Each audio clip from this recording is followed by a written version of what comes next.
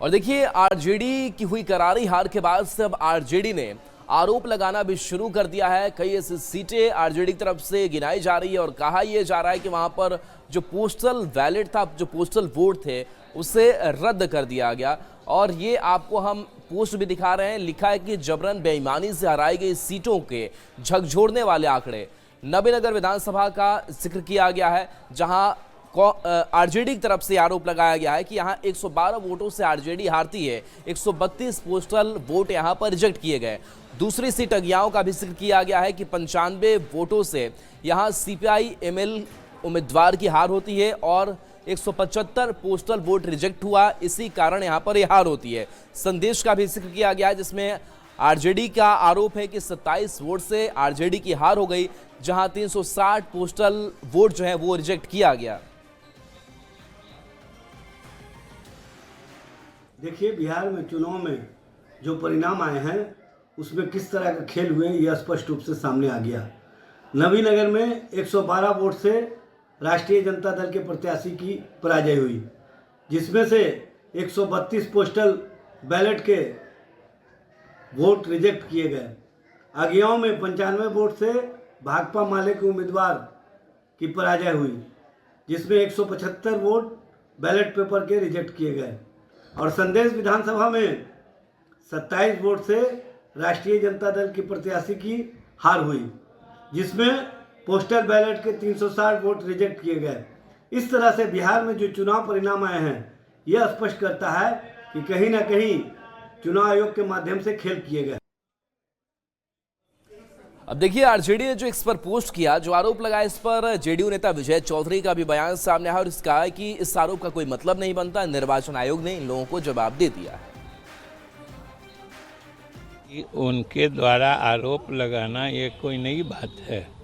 वो तो आज आरोप लगाए, कल अपने भूल जाते हैं।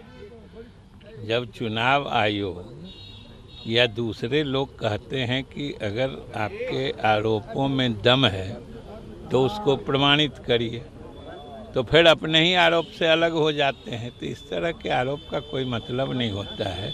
आप एसआईआर में वोट चोरी का मुद्दा नहीं सुने थे कि एक देश के प्रधानमंत्री पद के दावेदार हैं और दूसरे उस समय मुख्यमंत्री पद के लिए एकदम उतावले थे।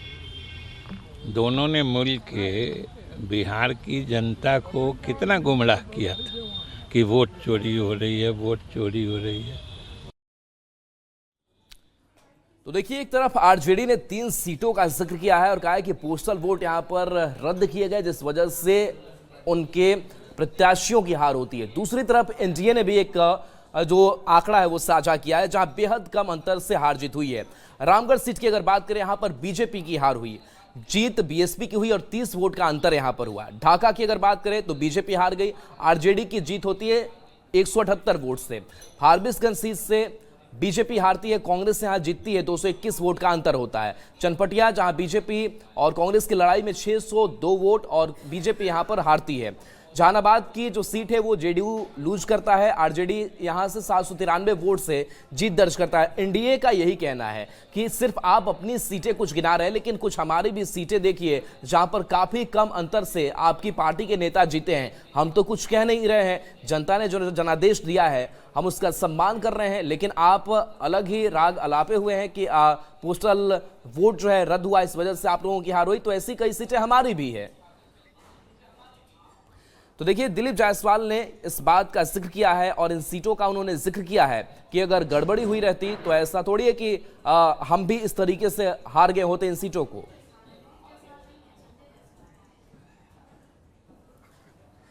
तो देखिए, संजय जायसवाल का भी बयान सामने आया। तो देखिए, अलग अलग जो बीजेपी के नेता हैं वो इस आंकड़ों को बता रहे हैं, दिखा रहे हैं और आरजेडी को जवाब भी दे रहे हैं।